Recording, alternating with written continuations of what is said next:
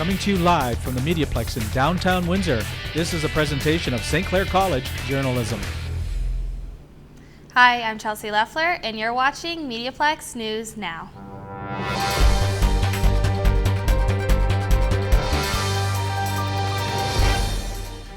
It wasn't even close. The Windsor mayoral election results came in last night. Mayor-elect Drew Dilkens won in a landslide. We sent reporter Mathias to the Cogeco Club to check out the excitement. Following months of campaigning, interviews, debates, and advanced polling, hundreds of media and constituents alike gathered at the Cogeco Club awaiting the announcement of Windsor's new mayor. Drew Dilkens was met by cheers upon his arrival after his landslide win, claiming 55.4% of the vote. He said his message and ideas have not changed. I have one main principle that cannot be compromised. I have the taxpayers' back. I work for the taxpayer and not any special interest group. As mayor of Windsor, as I have for the past 8 years, I put taxpayers first. This will not change. First order of business, like I've always said, would be a phone call tomorrow to both the head of Chrysler and the head of the head of Ford and the head of Chrysler to introduce myself as the mayor-elect, to tell them how important their business is for our community, and that we would be willing to do anything to make sure that we enhance their business and retain their business in our community. Dilkens' mayoral opponents offered their support and brought ideas that they would like to see implemented. One of the early campaign frontrunners, Larry Horowitz, congratulated the mayor-elect and gave Dilkens his direct support throughout the course of his term. And I believe he'll do a good job. I believe that he will fight for you, and he will try and secure jobs for the community, and he will do, with my help, because I told him that I would support him in his journey, he will do what it takes to bring this city to the next level. Current Mayor Eddie Francis gave his reaction to the election outcome. I'm not surprised. Drew ran a very effective campaign, very strong in the vision that he presented, and staying the course. That's what people want. People want that steady hand at the wheel. Reporting for Mediaplex News Now, covering the Windsor mayoral election, I'm Mathias. Windsor City Council will be seeing new and old faces after this election. Sean Garrity reports.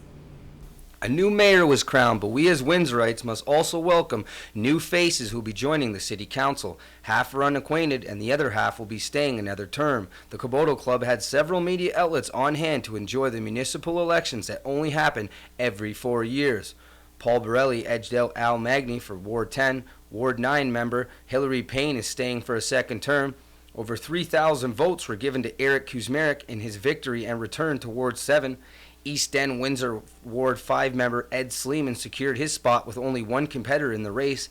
Eddie Francis may be stepping down as mayor, but his brother Fred Francis will keep the political reign going, being Ward 1 councillor. A businessman from the heart of downtown, Reader Bortolin, claimed almost 40% of the votes. Bill Mara maintained council once again and is excited about working with other councillors. 80% of our economy is small business, and that's where we need to focus our efforts. And I want to join some of the other candidates who've talked about an urban housing strategy. Joanne Geniak was elected Ward 6, Chris Holt, Ward 4, John Elliott, Ward 2, and they all expect consistent progress in their respective wards. We'll continue the fiscal pattern that we've established and keep Windsor moving forward. About better neighborhoods, better amenities, and I really want to feel out how I can work best with my council colleagues. We're gonna have to work with people. I gotta work with people, but as far as our community, yeah, I'm gonna bring a voice. I'm gonna bring a big voice. That's where I come in at.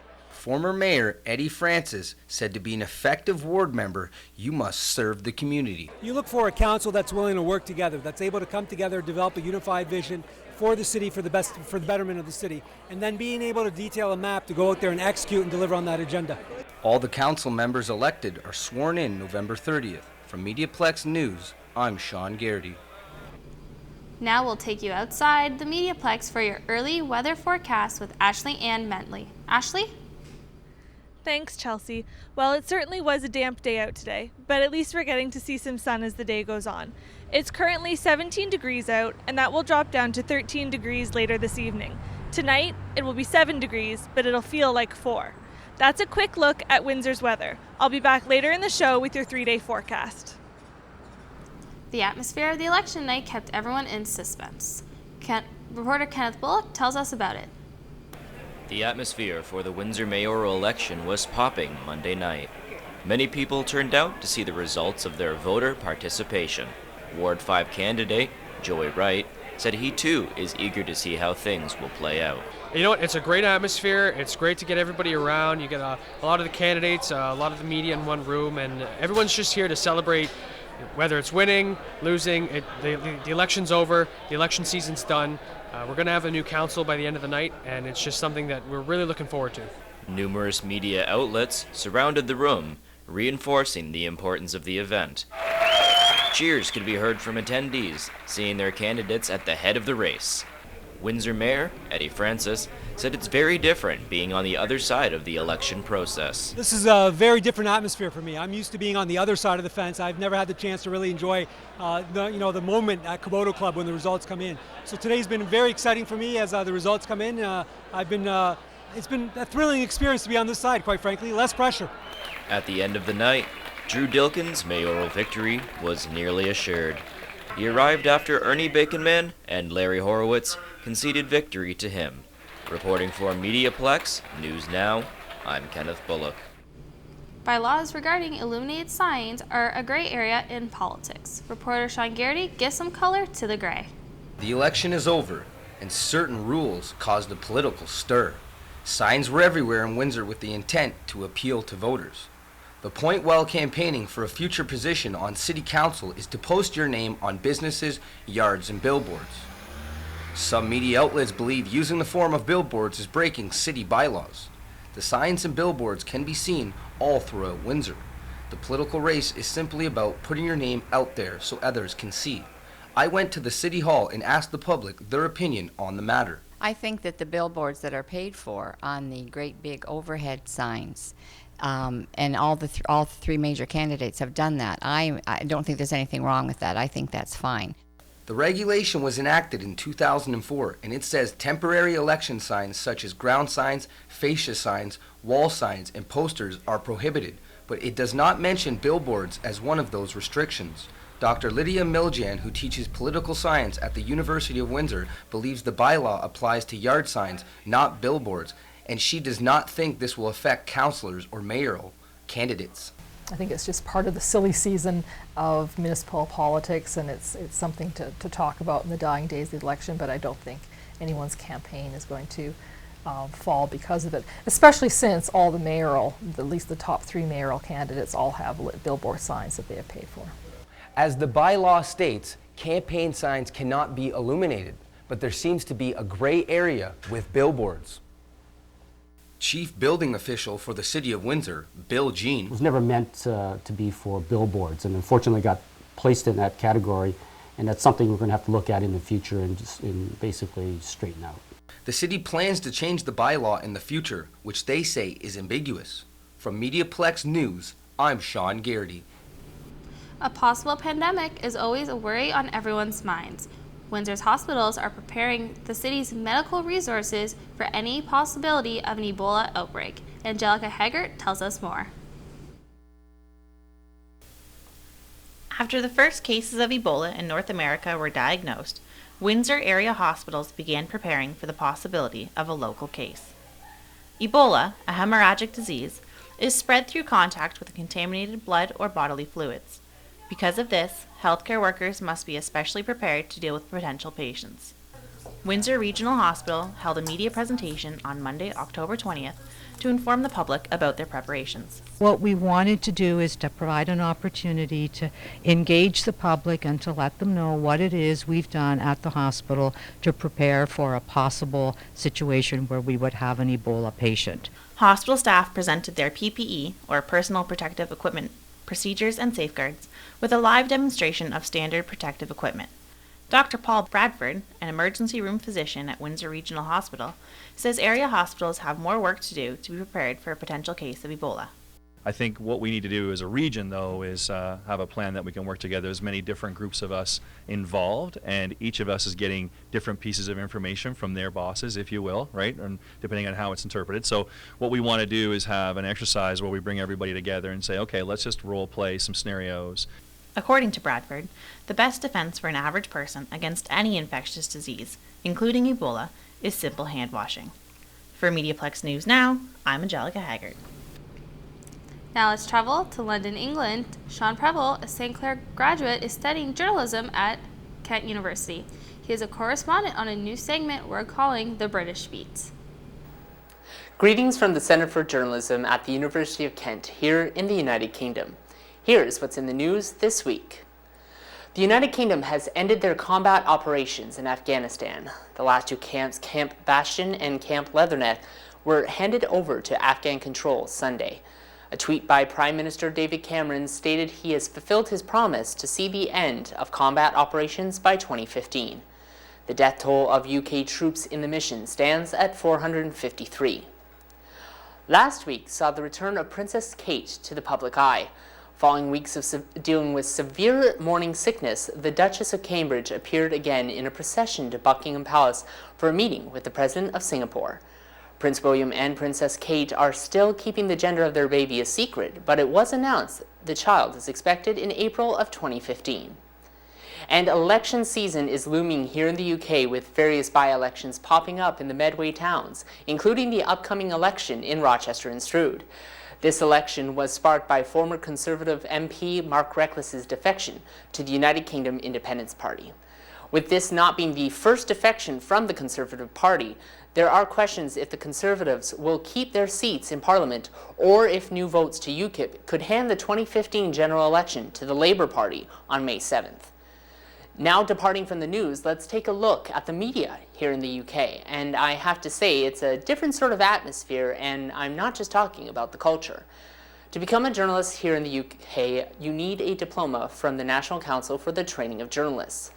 Many journalists take courses for this, while others attend programs like the ones here at the Centre for Journalism. But the result is the same. You get the diploma, and you have a much better chance at getting the job. As part of the NCTJ, a journalist takes exams in media law, public affairs, shorthand, and of course, reporting, as well as extra options such as court reporting or broadcast journalism. The shorthand, however, is the big ticket for any journalist, as anyone who can get to 100 words per minute or more has a better chance at a job than someone with 60 words. In fact, several employers in the UK will not even take a journalist with less than 100. As many of my fellow journalists back in Canada know, longhand is the standard, but here they use shorthand before ever using a tape recorder. Journalism in the UK, the country often considered where journalism really began, is different, but the experience is well worth it. Plus, it's a bonus getting to experience all of England, as London, for example, is only a 45-minute train ride away. Getting to learn more about this country is something I've looked forward to for years, especially given my grandmother grew up here. That's all for now. From the Centre for Journalism in Kent, England, I'm Sean Preble. Back to you in the Mediaplex. Let's go outside the Mediaplex for your full weather report with Ashley. Ashley? Did you know that Tatsa Lake West in British Columbia holds the Canadian record for the most snowfall in one day? Almost 5 feet of snow fell within one 24-hour period. While we may not have to worry about snowstorms like that in Windsor, there is a chance of snow this week. Let's take a look at the forecast. On Wednesday, we have a high of 11, a low of 4, and partly cloudy skies. Thursday is a mix of sun and clouds with a high of 11 and a low of 4. Friday, Halloween, the temperature will drop. The high will be 7, the low will be 1, and there's a mix of rain and snow. So make sure all those trick-or-treaters are bundled up this weekend. From the corner of University and Victoria, I'm Ashley Ann Mentley. Back to you, Chelsea. Thanks, Ashley. In this segment of 3 Minutes With, Jeff Gravel sits down with veteran Bruce Moncourt. I'm Jeff Gravel, and welcome to 3 Minutes with Bruce Moncourt, a veteran of Canada's contribution to the global war on terror in Afghanistan. Why don't you tell us briefly about the incident that ended your career in the Canadian Forces? Well, Jeff, I was in Roto 306 in Afghanistan, and we took place in the Operation Medusa, in which we were to try to take a Taliban stronghold in the Panjwai district. Eventually what ended up happening was 80 of us were ambushed by over 400 Taliban. We took place in a 4-hour battle. where we sustained 25% casualties. We were forced to retreat. Thankfully, we weren't enveloped on all sides, and we still had our point of entry to retreat out of. The next morning, an American A-10 mistook our position for that of the Taliban and strafed myself and my platoon. And in essence, in 48 hours, my platoon was reduced from 40 to 5, who were either killed or injured. I myself sustained serious injuries to my head.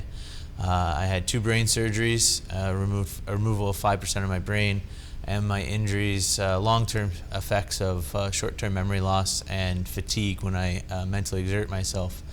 So those injuries were deemed so that I was no longer deployable, and I was released from the military. Thank you for your service. Now, you've never shied away from publicly speaking about your experience. In light of the recent attack in Quebec yesterday against 2 Canadian Forces soldiers, how does that impact your sense of personal safety? Well, I can tell you this. Having been to Afghanistan and having had such a heightened sense of awareness, I guess, you know, what ends up happening is you tend to be a little bit more diligent. I mean, obviously you're not expecting someone to do something so horrific as what the gentleman did in Quebec, but you can't, and at the same time, you can't live your life in fear of a reprisal. I guess in the end of the day, you just have to have faith in the, for myself would be the Windsor Police. Earlier in June, in fact, my next door neighbor was killed by her son with a hammer, and I watched firsthand the Windsor Police and how professional and how good they are at their job. So I feel quite confident that the police force in Windsor can protect me and my family and my friends. So what's next for you now? Well, I'm actually put in for the NDP nomination for Windsor-Tecumseh to be the Member of Parliament to represent my hometown. Well, Bruce, can you tell me what your favorite part of serving was when you were still with the military? Well, I can tell you this. I really enjoyed the camaraderie. You know, I loved serving with fellow soldiers. I loved having, you know, the RQ sergeant that would bring me into his office and, you know, tell me, you know, what the plans were for the day. And, you know, I really enjoyed just being one of the boys and, you know, just having that close-knit camaraderie-ship, you know, between all of us. Again, I want to thank you for joining us. This has been 3 Minutes with Canadian veteran Bruce Monker. Kevin McShawn is a former journalism student and now a public speaker. And he came to the Mediaplex studio for an interview with Ashley Ann Mentley. Hello, I'm Ashley Ann Mentley, and today I have the chance to sit down with Kevin McShawn, motivational speaker, multimedia journalist, and disability advocate. Thanks for joining us, Kevin. Now, you were recently in Toronto to promote the hiring of people with disabilities. Can you tell us about that? Well, the opportunity to go to Toronto was given to me by Essex MPP Tararis Natashak because 54% of people with disabilities have decided not to participate in the workforce because they're discouraged in finding work. So the purpose of going to Toronto was to shed light and to bring equality to that issue. Good. So what programs or initiatives are in place right now, and how do they work?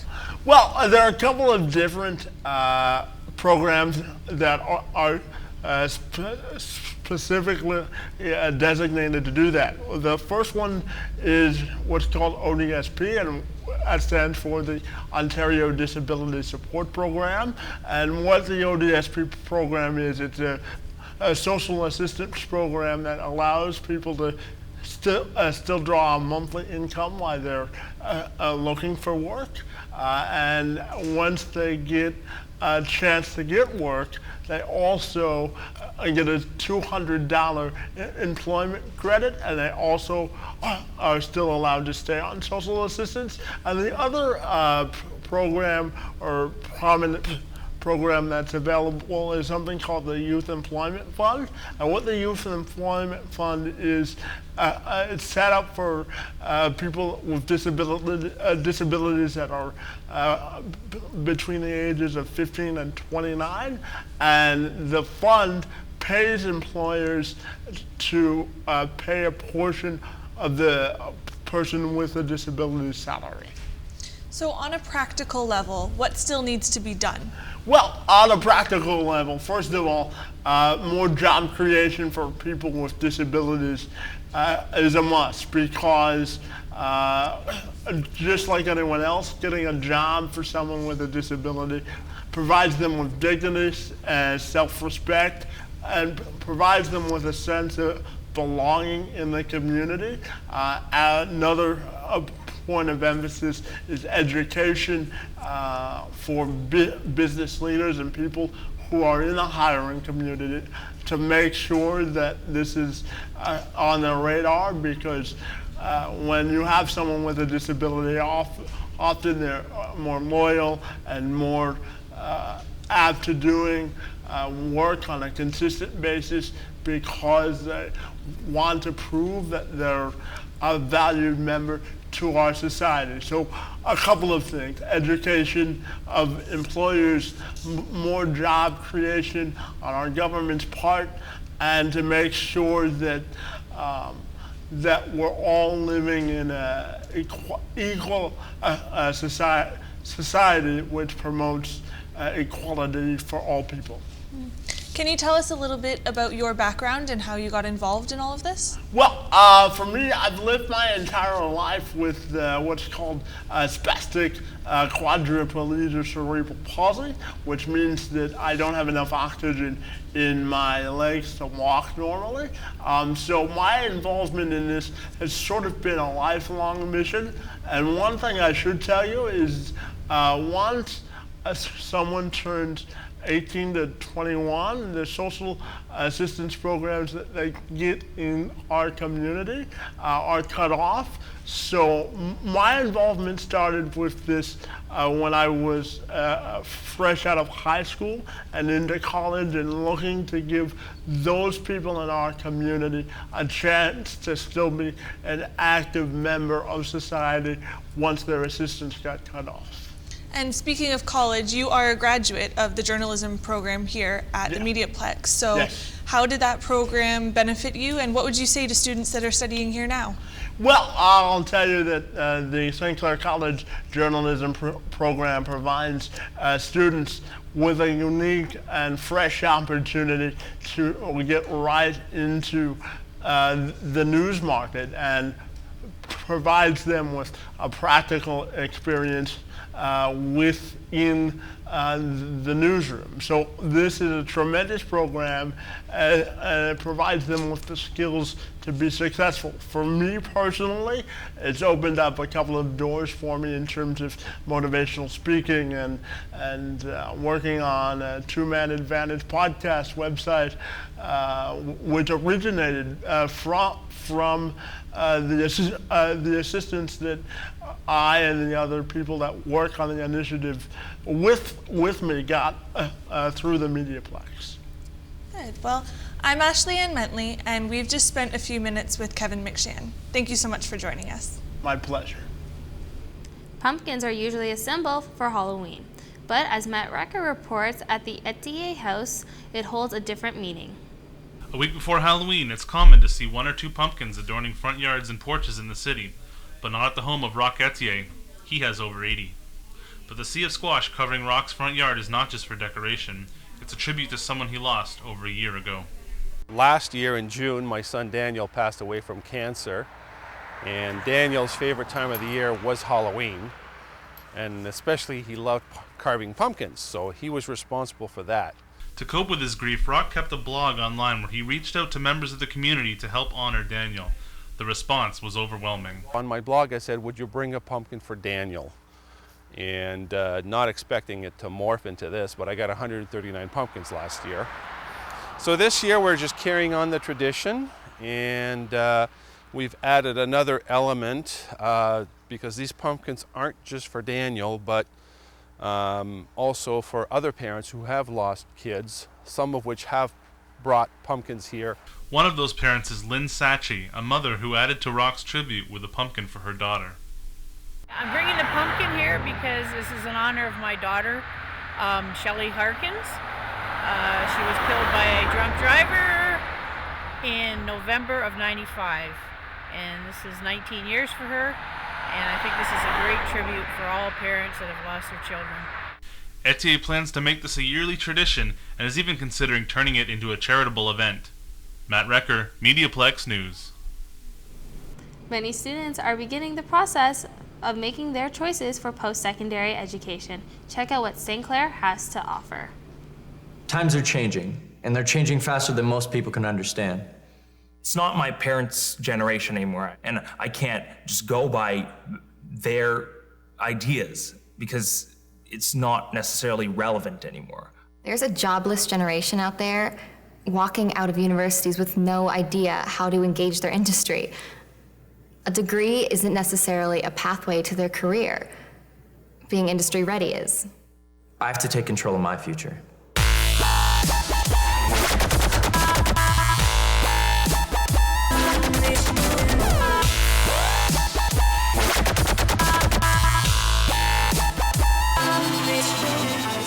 The job market has changed, and I have to adapt. I'm not just getting theory, I'm getting skills.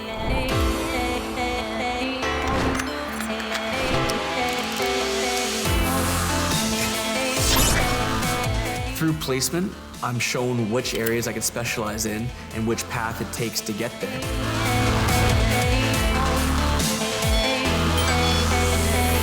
I struggled a lot in high school because, people just kept lecturing at me, and that's just not my way of learning. I learn by doing. I learn by reacting to a situation. St. Clair puts me directly into my industry. I'm dealing with real patients, real life situations. It's not just theory, it's not book work anymore. I think it's so important to be taught by industry professionals because they know what they're doing, and they're not just teaching because they read it in a book somewhere. They're teaching because they've lived it. I got that genuine feeling from St. Clair, like it was just home. Like I wasn't uncomfortable, I wasn't uneasy, it felt nice. I have to take control of my future, and that's what I'm doing. I got a gut feeling with St. Clair that was great, and I definitely wasn't let down.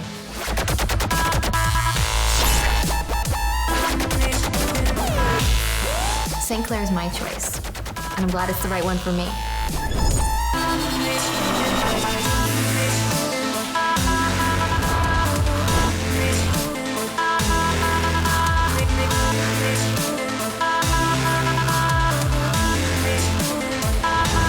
I choose to take control of my future, and my path is St. Clair College. I choose. I choose. I choose. I choose to take control of my future. My path is St. Clair College. I choose to be here.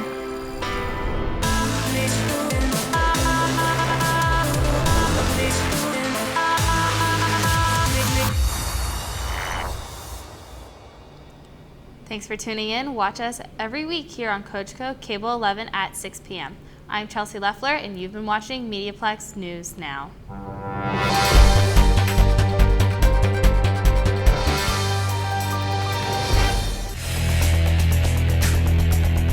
Mediaplex News Now is a production of the St. Clair College Journalism program.